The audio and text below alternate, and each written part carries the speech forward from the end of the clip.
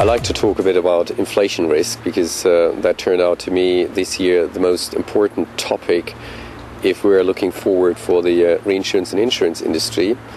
And well, during this week at least, many participants, including myself, had to acknowledge that the opinion about the likelihood of seeing some kind of more superimposed inflation taking place is pretty much unclear, and there are lots of different opinions around.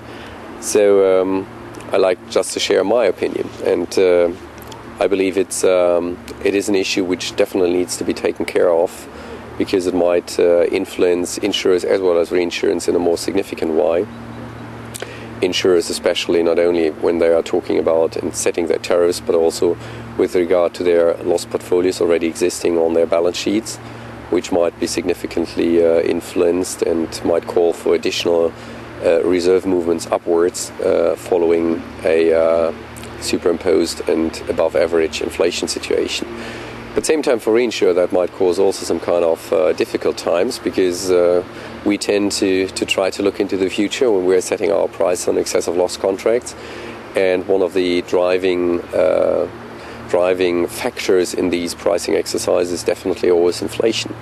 And my concern in that respect is pretty much about the fact that so many different opinions are around, and as we are living in a consensus market environment, it means that cedents, if they are going for quotes on their existing or newly set up reinsurance treaties, that they will experience quite a diverse pricing approach from different market participants, and that the consensus price most likely is not very close to what is at the end appropriate to handle a potential inflation risk. So will be interesting to see when we're going to meet again next year here at this place or a similar place, to find out whether this threat or concern about inflation was a real one, or whether this was more an intellectual excursion into pricing and risk management. Well, Katherine,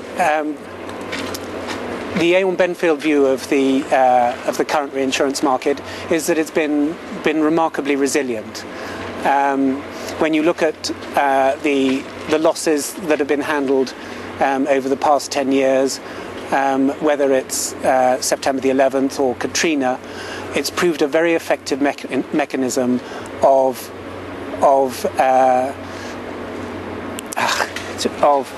aligning losses with capital around the world.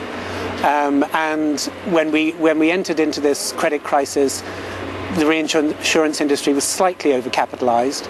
It lost approximately 15% of its capital during 2008, but has since recovered most of that lost capital. So for our clients in Europe, we see it being a very stable renewal. We see some improvements in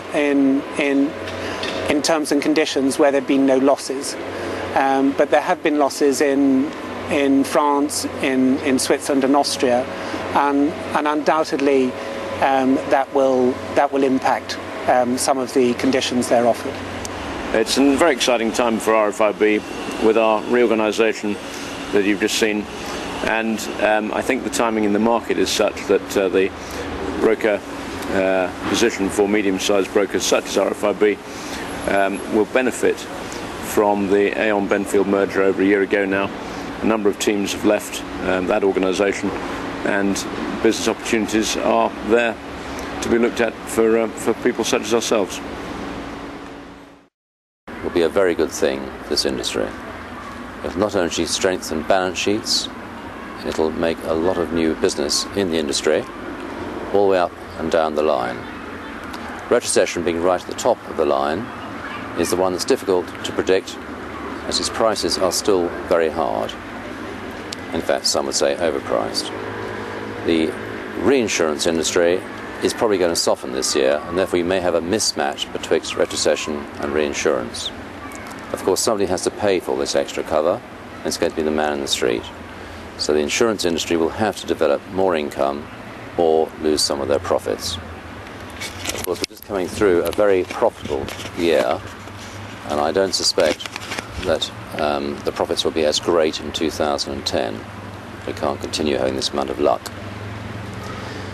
So the retrocessional market is going to drive the profitability of the industry or deplete it. There are various other structures of capital which could attack the retrocession, structured reinsurance as being one of them, but also typical old-fashioned capital being the other. I believe the industry will not need that much more capital if they structure their reinsurances correctly. With regard to the crisis and the impact on Swiss Re, I feel completely different from the situation last year. We are looking forward and we are doing business as usual, can really focus on real reinsurance issues, and that is a huge step forward for us, and we are certainly in a leading position there in the market, and that is a good basis to conduct business.